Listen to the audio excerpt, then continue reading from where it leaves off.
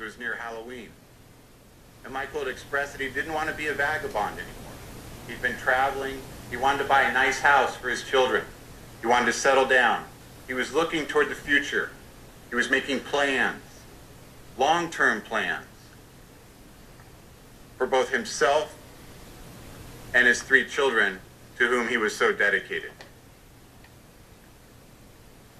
We learned about the tour and what Michael hoped to accomplish with this tour and why it was important to him. Kenny Ortega told us how this environmental message of Michael's had always been so important, and it resonated through his songs, not just his own personal beliefs, but his messages to the public, to the lyrics in his songs, and this was profoundly important to him. And he wanted to share this message. He wanted to express this voice throughout this tour. He wanted to repay his fans and again do a top-level performance in gratitude to his fans for all their years of loyalty and support. And probably most importantly, he wanted to do it for his children who had not seen their father put on such a performance. And he wanted them to come see what he does so well. He wanted his children to see what he spent his whole life doing. Being creative, being a performer, being an entertainer. He wanted his children to experience that. And that was one of the foundations for his desire to go forward with this tour. We know his children were paramount to him. One of the things he'd expressed to Randy Phillips that part of the contractual, the deal they had, he wanted a large estate in London while the tour took place because he didn't want the children to be cooped up in a hotel room. He didn't want the family to be trapped in a hotel surrounded by paparazzi.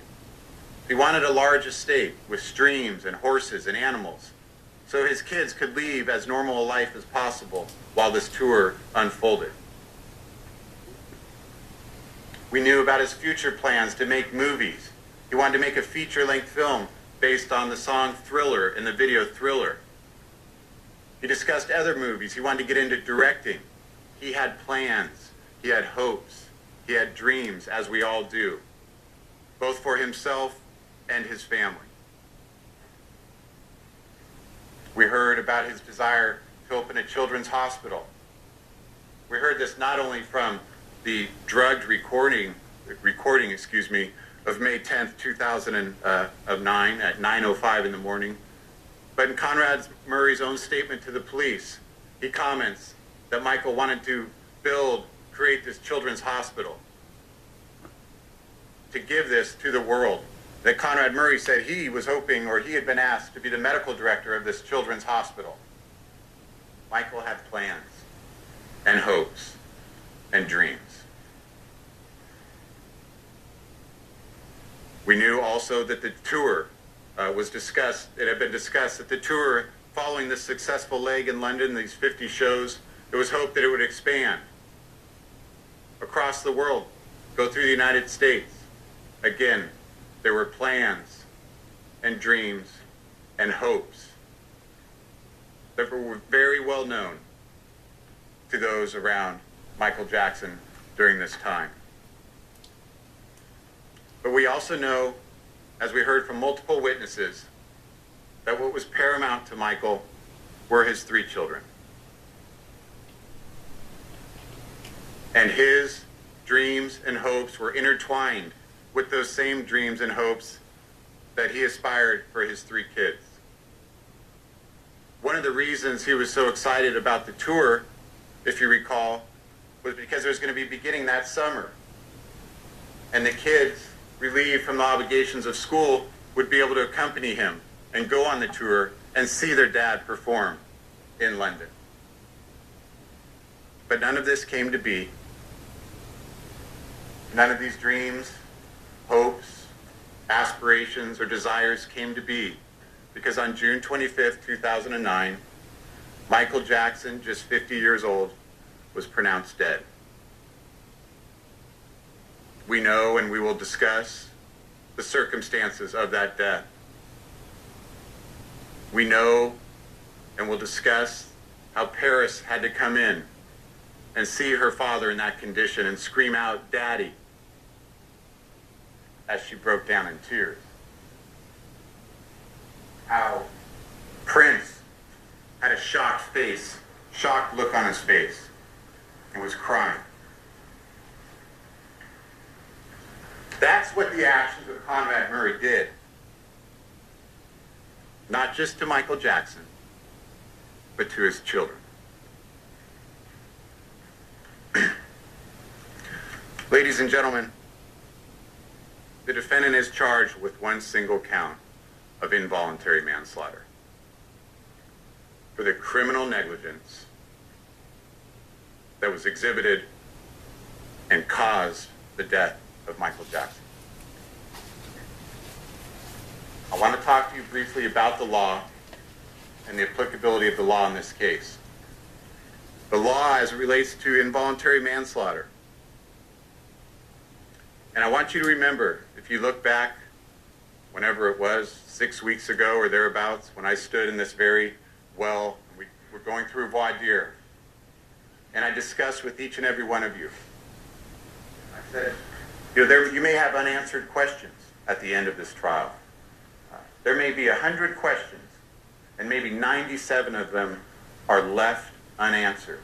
But under the law, you need only answer just 3. I ask each and every one of you, are you the type of juror that could do that? Are you the type of juror that could follow the law, recognize that you have an extremely important role, but also a limited role, to answer the questions presented by the law? And I asked you, in all candor, are you the type of juror that would just be frustrated? You need to answer everything or you cannot reach a verdict. And each and every one of you assured me that you would be able to follow the law, determine the facts, apply the law, and answer what needs to be answered under the law. And should that mean that you leave here with unanswered questions, you would still be able to fulfill your obligation. Now, involuntary manslaughter, as the court read to you, there are 2 separate theories. And the reason there are 2 separate theories in this unique case is because Conrad Murray, the defendant, is a medical doctor. And as an everyday, for lack of a better word, civilian, you're liable under involuntary manslaughter for acts of gross negligence. As a doctor, however, the law recognizes this special relationship. And the law states that a doctor has a legal duty of care, such that if a doctor fails to act, a doctor is also criminally liable under involuntary manslaughter. So where a non-doctor may not be liable under that theory, a doctor is recognized by the law as having this additional obligation to have a legal duty of care to his patient. And that a failure to act, a failure to live up to that legal duty of care, also subjects the person to criminal liability under involuntary manslaughter. So the law states that a defendant committed a lawful act, but acted with criminal negligence. And the defendant's act caused, in other words, was a substantial factor in the death of Michael Jackson.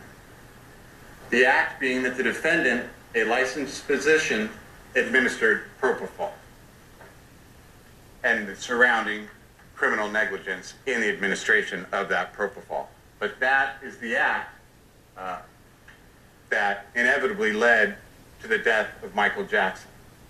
Now, as a legal doctor, the defendant has a legal duty to Michael Jackson and failed to perform that legal duty. The failure to perform the legal duty was criminally negligent, and his failure to perform that legal duty caused, again, substantial factor, it need only be more than trivial or remote, caused the death of Michael Jackson. And that is because a physician who has assumed the responsibility to treat and care for a patient has a legal duty to treat and care for that patient. Criminal negligence. A person acts with criminal negligence when he acts in a reckless way that creates a high risk of death or great bodily injury. And a reasonable person would have known that acting in that way would create such a risk. In other words, a person acts with criminal negligence when the way he acts is so far different from the way an ordinarily careful person would act in the same situation, that his act amounts to a disregard for human life or an indifference to the consequences of that act. Now that is criminal negligence. What criminal negligence is not